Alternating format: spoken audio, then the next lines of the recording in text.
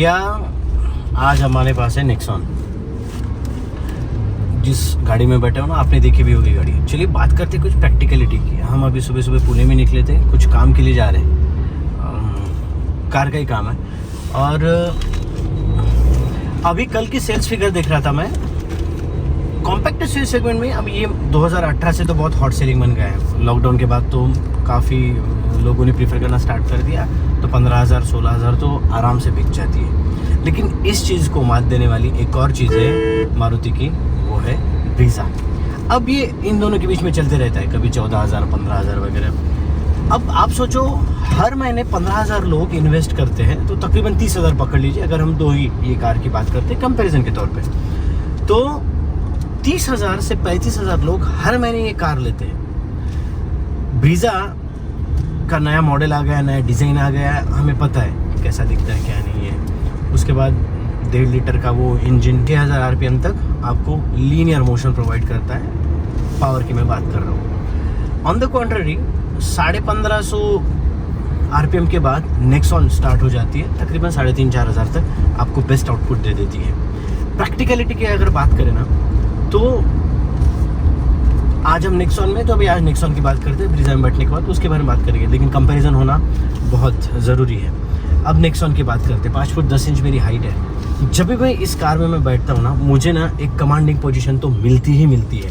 मतलब ऐसा कहते हैं ना, टू व्हीलर सीखते टाइम के आगे के 10 मीटर 25 मीटर दिखने चाहिए, वो भैया आपको यहाँ पे मिल जाते हैं। And that is a very satisfactory thing. आपको कंट्रोल में रहने का एक ये आ जाता है, कॉन्फिडेंस आ जाता है।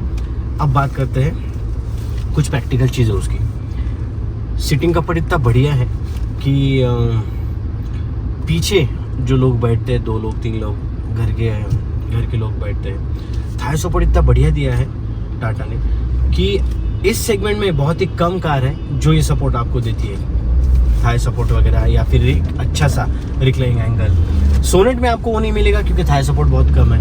वेन्यू थोड़ी सी सुकड़ी हुई सी श्रिंक लगती है। ब्रीजा में ऊपर का जो हेडरूम है वो कम आता है। नेक्सॉन एकमात्र ऐसी कार है जहाँ पे आपको इस चीज़ के बारे में कोई भी दिक्कत नहीं आएगी, एंड दैट्स फॉर श्योर। अभी बात करते हैं विजिबिलिटी की। आगे देखिए, आगे यहाँ पे ये जो पिलर है, ए पिलर काफ़ी तगड़ा सा मोटा सा पिलर है।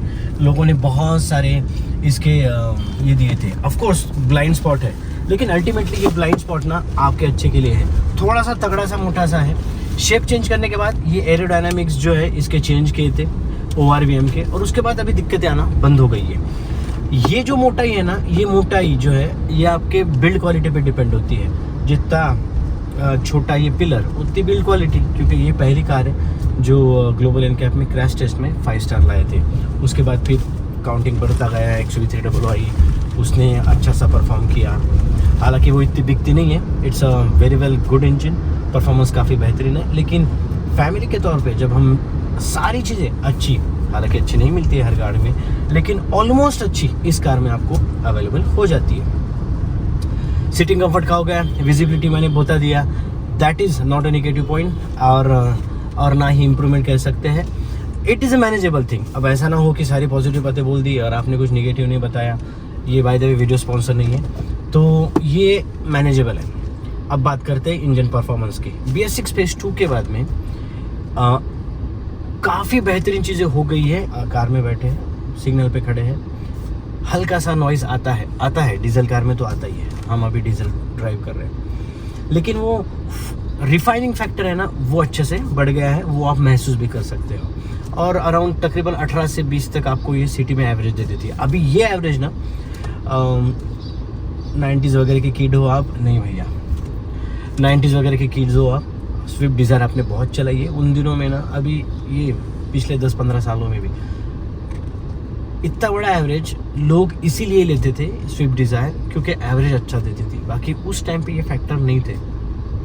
हालांकि एक्सेंट है वो भी उतना ही बिकती है, जहाँ पे कैब ड्राइवर्स वगैरह यही कार्स प्रेफर करते रहते हैं। तो फ्यूल एफिशिएंट तो है ही है। पेट्रोल में भी आपको तकरीबन 13-14 का एवरेज दे देती है। सिटी में थोड़ा कम हो सकता है, but I am talking about the worst case आपको 11 का एवरेज तो दे ही देगी नेक्सॉन।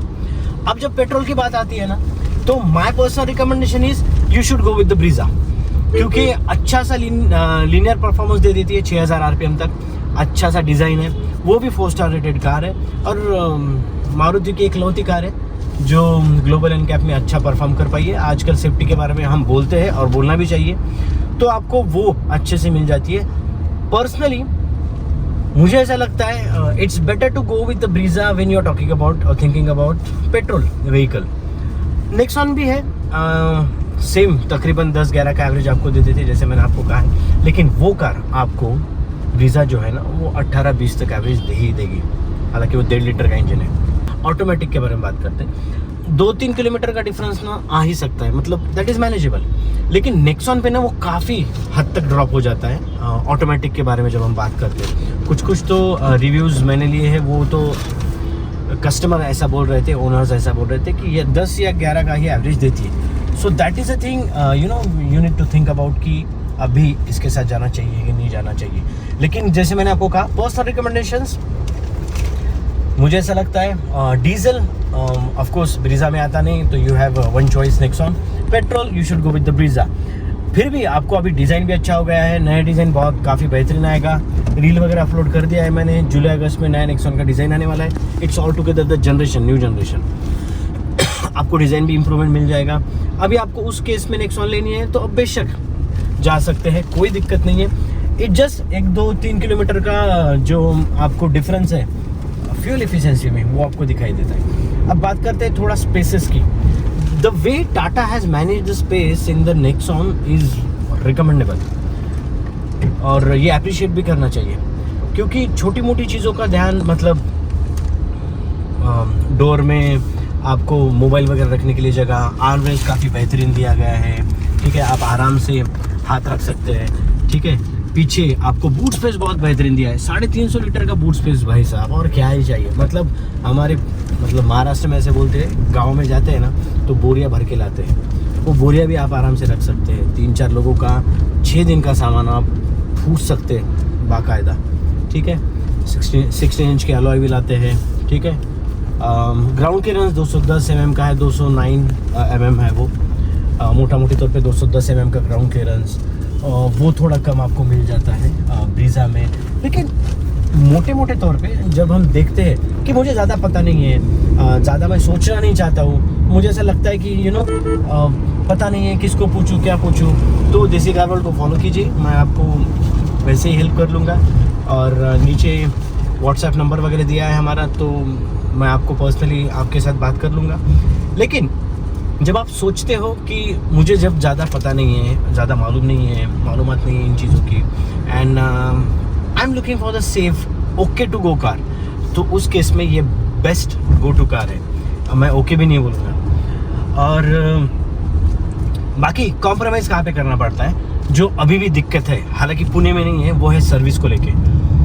छोटे मोटे एरिया में, जैसे मैं पिछले महीने मंडी में था मनाली में, वहाँ पे कुछ सब्सक्राइबर से जब मिला तो उनका कहना था, उनको हालांकि सूरज नगर आई गेस जाना पड़ता है, तो मे बी मैं भूल गया नाम, मंडी से लेके, तो वहाँ पे उनको कुछ दिक्कतें आई थी।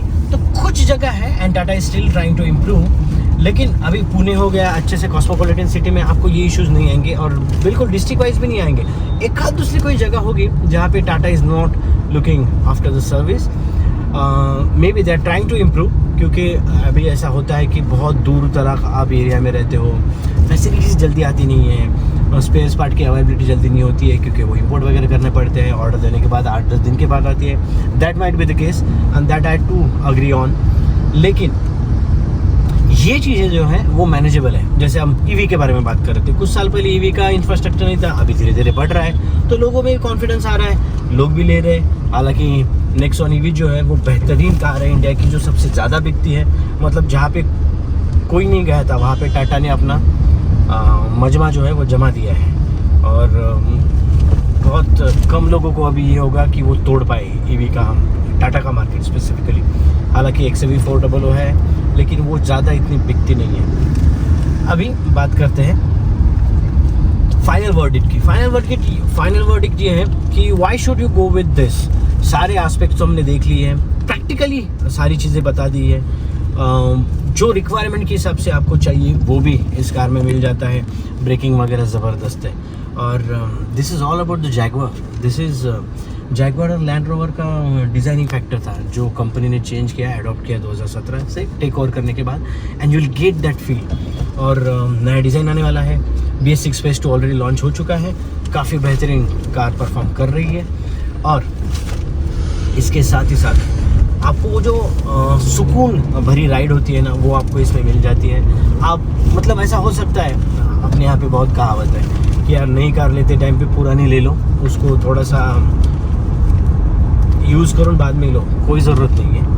आप बिंदास जाओ, किसी को कोई पूछने की ज़रूरत नहीं है। अब आपके हिसाब से, आपके बजट के हिसाब से आप ये ले सकते हैं। 8.5-9 लाख से स्टार्ट हो जाती है नेक्सॉन और 15-16 लाख तक जाती है, तो अकॉर्डिंगली आपके बजट के हिसाब से।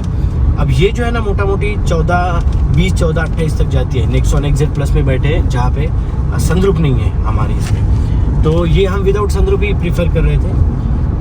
तो ये 14-14.5 तक जाती है। तो ऊपर वाला डार्क एडिशन या ऊपर 15.5-16 तक जाता है, लेकिन स्टार्ट होती है 10.5 से 11 लाख के बीच में। अब आपके हिसाब से आप चूज़ कर सकते हो। मुझे ऐसा लगता है 8-9 लाख का भी आपका बजट होना, तो you should go with this. 1-1.5 lakh बढ़ा के आपके पास अच्छी कार हो जाएगी 10-15 साल आगे। हालांकि इतना कोई रखता नहीं है, लेकिन 10 साल भी रखनी हो ना तो कोई प्रॉब्लम नहीं आता है, क्योंकि दिल्ली नॉर्म्स के हिसाब से अभी आपको 10 साल के बाद ही स्क्रैप करनी पड़ेगी, दिल्ली में जो रूल्स है। हाँ, लगे हाथ वो बारे में बात कर लेता हूँ। क्या है, 2027 के बाद डीजल गाड़ी बंद होने वाली है। ये अफवाह थी, ये नहीं है अफवाह। अगर ये अफवाह होती तो टाटा और महिंद्रा क्या ही करते, क्योंकि उनका विदाउट डीजल चलता नहीं है और चलेगा भी नहीं। तो that is decision pending at the government sent, and I don't think so, but फिर भी there won't be any issue, क्योंकि ये इतना जल्दी बंद होने में से नहीं है। हाँ, 10-15 साल के बाद हम सोच सकते हैं डीजल्स कार रहेंगी नहीं रहेंगी, लेकिन अभी के लिए आप ले सकते हैं। It's good to go choice. Video कैसा लगा कमेंट सेक्शन में ज़रूर बताइए। मिलते हैं नए वीडियो में नई इन्फॉर्मेशन के साथ। कुछ छूट गया होगा इस वीडियो में, कमेंट करके बताइए, फिर से बना दूंगा। जय हिंद, वंदे मातरम।